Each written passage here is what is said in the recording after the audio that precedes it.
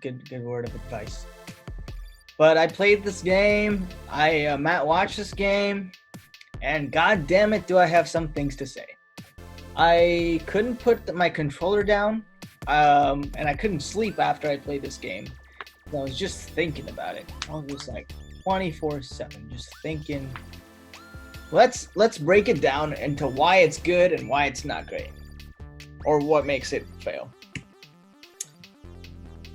Number one, the reason why people play this game, the plot, right? And Matt's seeing the gameplay. I think this game would have been great had we not known what Last of Us 1 was like.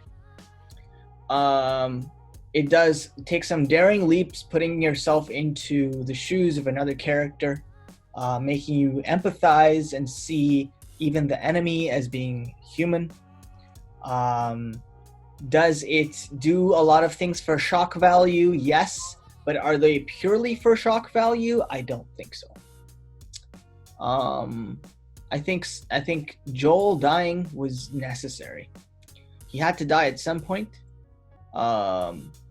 The way it was done too was kind of brutal, so I don't get why people are so.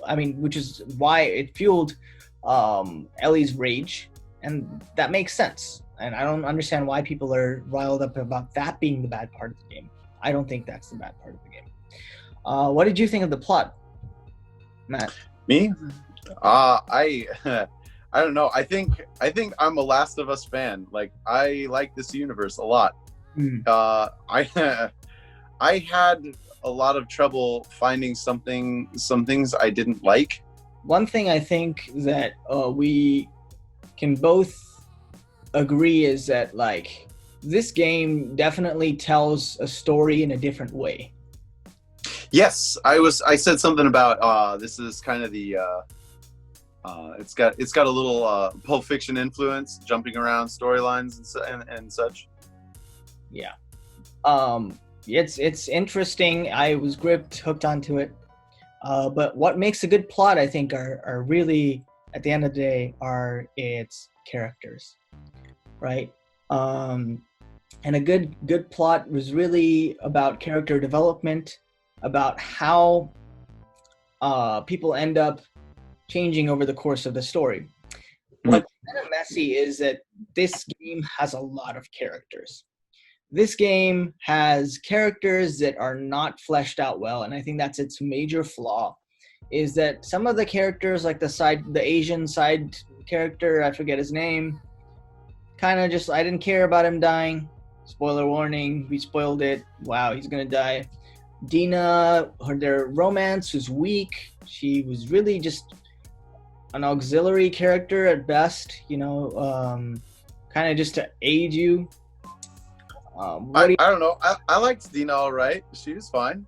Like, I don't see the problem with Dina. Like, what was what do you think they could have done better? What do you think was weak about her? I'm just curious. Dina was great. Like, it's like she's a likable character. She's okay, but I think the chemistry between Ellie and Dina, it could have been a bit more in my face. Did you see the scene where she played "Take on Me"? I love it. Did you see like they saved each other in battle? Oh right, that too. Did you see the romantic kiss on the dance floor? And where the old Republican broke him up, like did you see the part where they were dancing and then she took Potato outside and said, "Potato, my little potato"? Like, I don't know. That was I really cared for Dina. I liked Dina. Fair enough. I maybe am being a bit harsh when I'm talking about Dina, but I agree with you on that on the first one. Yeah. Yeah. What about like the Abby's boyfriend guy and that whole plot arc? He came off as a bit of a douche. I don't know. Well, I think maybe they could have given him a little more time, but I feel like the game was long enough. He served his function in the story, and I thought that like the scene where as Abby you have to shoot the Nerf darts around, and then he wouldn't write her name on the board. Oh yes, yeah. That was the moment I was just like, wow, this character is great, because like, put yourself in that position. Like, you had a girlfriend that you really loved, but you kind of like, you still care for. You grew apart, and now you still have to work with them, and they're still around. How does it feel? Like, you want to be friends. So think about like the position he's in. That's got to be so awkward. Yeah. I think he might have been more interesting. It just distracted me a little bit, but I understand. What about his wife? I found she was annoying. Really, really fucking annoying. I for a while I was just like, dang. Like, I was also thinking, you know what?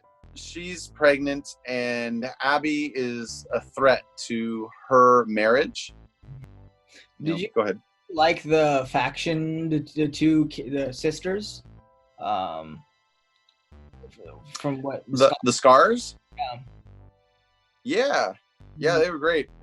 I liked them actually. As side characters, I think, especially the one, the younger sister / brother, was good. Like, she was fun to play with. It was good to have as like a support character. Right. Do you like Abby? Love Abby. Abby was a great character. I liked Tommy's story arc a lot. I liked. Oh, yeah. Yeah, how he. Tommy was good too.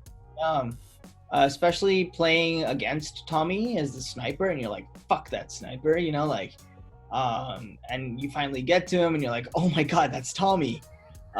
Wait, you didn't know it was Tommy? I didn't know it was Tommy. No, while I was getting. I think they kind of gave some foreshadowing on that, like he was carrying a sniper rifle, or he said he was sniping in a tower or something, and then okay, maybe I didn't catch that. Yeah, I think it was foreshadowed. Okay. At some point, but yeah. I was like, oh shit, that's Tommy. They're gonna go find Tommy.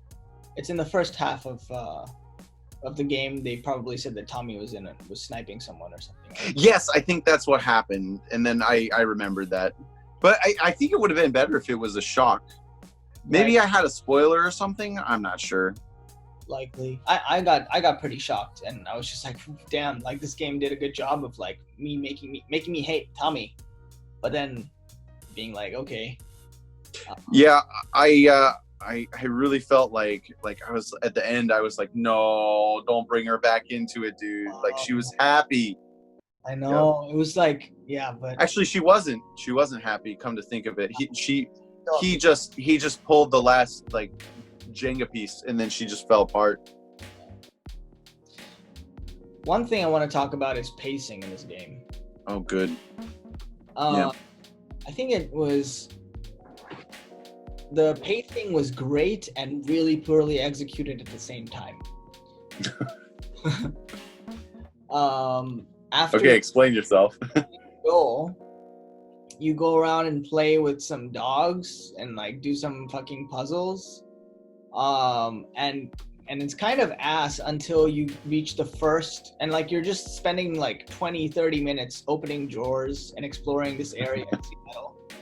And half the drawers don't have anything in there. And then suddenly you're put into this amazing flashback of going to this dinosaur museum. The birthday thing, man, that was fucking great. Yeah. And that reminds me of where you might have got the sniper thing from. Is one of the flashbacks is with Tommy, and you're asked to snipe these infected. That's part of it's like a tutorial on how to snipe. So that was yeah. Shadowing too, I guess. I like that too. Spending time with Tommy. I remember that now. Yeah, I think that might have been where I figured it out. And but then the whole suddenly shit hits the fan, one violent act begets another violent act. And when you start playing as Abby, that goes ape shit towards the, fucking roof. Like, you go end up killing a lot of these scars, then you realize that your own faction, like WLF, is against you, so you fight your own organization, and then suddenly you're killing everybody. The island is on fire. That was awesome. It was adrenaline pumping, man. Like, I was like emotionally exhausted after the whole experience of just like putting my controller down, and the cutscene hit, and I was like, fuck. This is a fucking roller coaster. This game is a fucking roller coaster. It was also beautiful. Like, I just, like, I saw this village in the distance. I was like, there's no way they're going through that village. And then they did. They went through the village on fire. I was like, oh man. Whoa. It was incredible. Yeah. Some of the goriness in this game, man, fuck, like, especially that village, and Abby just rips his jaw open, man. Like, it was just guts. Oh, I thought that was going to be a lot more graphic than it was. Like, I saw her like grab, and then I was like, oh, and then she only like just like did like that, and then I thought she was going to tear his jaw off. Woo. Woo. Yeah, I remember that. I think a lot of like delving into Abby's fears as well, of her fear of heights, and then climbing over that bridge.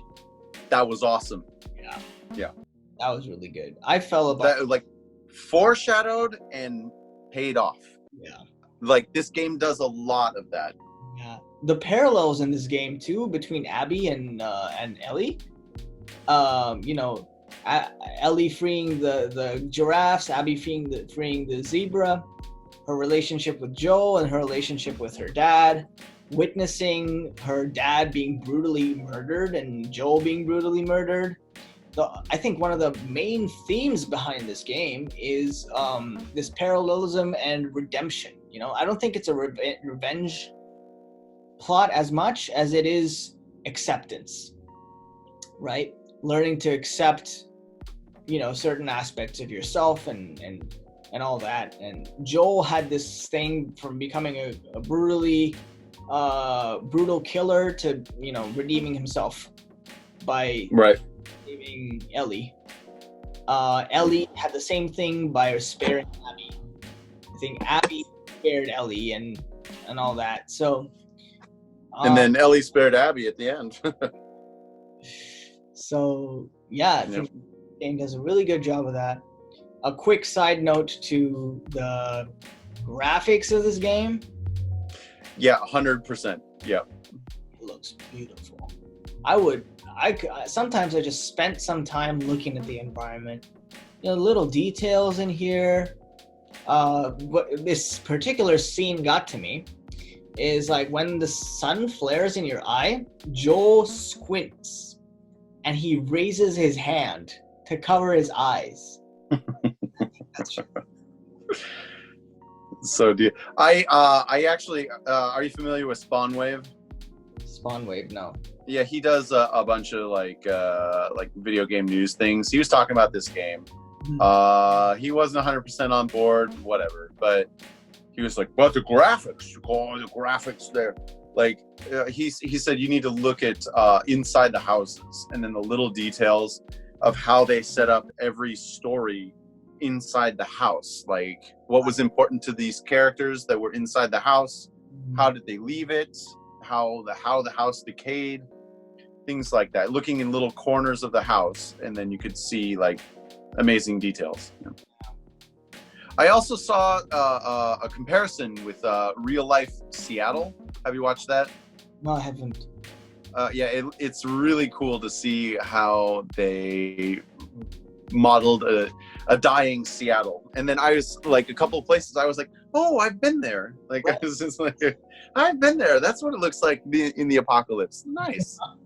It was cool how they introduced the needle in the island. Oh, I didn't see the Space Needle. They the island, the people, the Scars actually worship the tower, and they call it a tower, and they look That's up right. Abby's like, "Oh, do you mean the Space Needle?" And I was like, "Oh my god!" Now I remember them talking about it. Yeah. That's funny. Another thing that I want to talk about is There you go. like, god damn, this game is so fun to play, so much more refined than the first one. Combat is snappy, the guns feel great, the weapon upgrade system, actually you can feel the effects of like adding an extra shot, an extra bullet makes a huge difference in this game. Like focus, stability, just crafting is great. Just hiding in the bushes, killing dogs. Who doesn't love killing a goddamn? My God, animal brutality. I just love it. I'm curious about the big boy here. This zombie, this clicker battle. How many attempts did this take you? Dude, this took me a good 15 attempts, I think. Oh God. Yeah, because the first half was easy. Like you can just easily get this guy to split up because he's a rat king, and you just hit him enough times and get enough of the fire flamethrower thing, and it'll split up into a stalker and a bloater, right? But the armor of the stalker and bloater are really, really, really, really fucking strong. Like it's impossible. And no matter how much you hit the stalker, it will not take damage. You have to kill the bloater first. But the stalker will always attack you, and you can't hear the stalker because they're silent. So it's really hard. It's but I mean in a fun way. And yeah, like I said, you have to craft in the fight, and it's fast. Oh, dude. You have to craft a bomb in the fight, and it's just like, damn, how do I find so it forces you to explore while you're playing the game, this boss fight. Lawson has good food, dude. Yeah, I mean everything at Lawson is good. We should do a podcast just about Japanese convenience. Oh God, are we gonna turn into those morons who do like food reviews on fucking YouTube? Jesus. Nah, fuck that. Fuck that. All right, I'm gonna try every flavor of Japanese Pringles. And not like and subscribe to my podcast. Follow me on Patreon so I can eat more food. Yeah, this game, I'm kind of tired of arguing with people. I feel like it's just you like it or you don't, whatever. But don't form an opinion without playing the fucking game, because you need to play a game to form an opinion. I mean, even Angry Joe gave it a 6 out of 10. Yeah. Imagine sharing an opinion with Angry Joe in 2020. No. It's it's not perfect, but I still think that the sum of its parts make it a masterpiece in trying something, a new way of telling a story in the most creative way possible. I'm a really strong fan of story-driven games, unlike some of our friends, but I think this game really did it for me. I am a sucker for graphics, and the gameplay was just good enough for me to just love this game. I might even play this game a second time just to experience everything, take in all the details that I missed. A lot of the controversy surrounding this, it has to do with a little bit anti-SJW sentiments. And the whole Joel thing, Joel getting killed. So, I mean, it was, when was the last time, when was the first game released? 2013, right? It's been 13 years. No, it's Math. Math. I'm a math man. That's why they call me Matthew. I'm gonna math you up. What is it? This game, you played as Joel 7 years ago. 7 years is a long time. Was everybody? Did everybody really think they were gonna play as Joel again? Like, I didn't see how that was possible in the first place. I always thought you were gonna play as Ellie in a second part. Like they put her guitar playing for the trailer during E3. I was like, oh, you're gonna play as Ellie. Like, how obvious is it? Did you think Joel was gonna tag along the whole time? We get one or two comments in here sometimes. They're both from Robbie. Hey Robbie, what's up? Oh, that's right. You're not gonna watch this because you're not doing spoilers. Okay. I like the moth imagery on the guitar and in the loading screens of Ellie trying to find the light. Ellie being the moth, looking for hope. This game is kind of hopeful. You know, it's dark on the outside but hopeful on the inside, and I like that. You know what? Did you look that up? I did look that up. Yeah. Well, I actually like that that moth imagery. Like, she gets too close to the light and gets burned. Is that whole Icarus thing? Oh, I didn't see that, but okay. Like I don't know. There's that, but what is it like? Doesn't a moth go through a transformation or something? I don't know. Yeah. What was that? Moth also loses its fingers, so it stops being able to play the You can't play guitar. Anyway, keep going. Yeah, but I mean, no, that's all I had prepared. I think you got to play the game if to form an opinion. This is a game, one of the games of our generation, I think. What is how do you feel about the very, very ending? This part, right? Yes. The overall the game is long, man. It's it could have ended at multiple parts, and it would have been the same. So let's compare endings really quick. Last of Us 1, it ended with Joel lying to Ellie, right? Yeah. So like how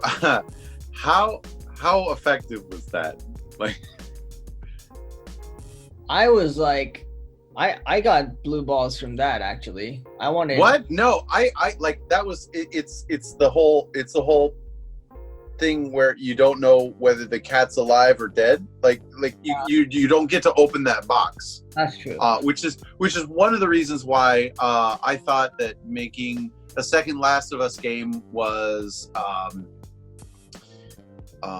maybe not even the right choice. Like, because that I like when that box stays closed. And when you play BioShock Infinite, I think you will find the box stays nice and closed. like I no spoilers, I guess, but yeah, that's not a spoiler. I'm trying to think. I wasn't expecting to talk about this. The ending, Joel makes the choice to let the world die and let Ellie live. And then as a father, you have to think about that choice. And then how do you live with that choice? And then you lie about it. You have to lie to yourself. You have to lie to Ellie in that situation. I think that's the greatest ending in video game history, honestly. Like, as far as narrative wise, can you think of anything more just like heart-wrenching? Yeah, man. That sort of brings me to this question, this final open-ended question that I prepared is, what makes a good game?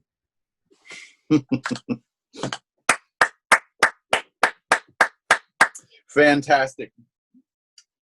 Yeah, I think that says it all. Wow. God damn, Hideo, that's a home run. What makes a good game? Let's talk about that. What makes a good game? Graphics for most. Makes a good game. Gameplay. Gameplay makes a great game. Um, uh, Pacing absolutely makes a good game. And depending on what kind of game it is, story makes a good game. How long did we just spend talking about this damn game? Just like talking about the different things that happen, the story. You might not like what happened, like, but think about how it made you feel. Think about how Joel dying made you feel. Did it feel like your dad died? Well, that was the intention. If you can't stomach a game like this, then this is not the game for you. If you can't handle the loss of a character that was in your life and you can't continue to that point, then yeah, you can't play this game because it's a hard play. Not every piece of art is like easy to watch or easy to digest, you know. Yeah. This makes you think, and I think games have transitioned so much from being an arcade thing you played at Chuck E. Cheese to something much more than that. And like it's now, I think, a lot easier for us to qualify games as being art than it would have been 30 years ago. What do you think?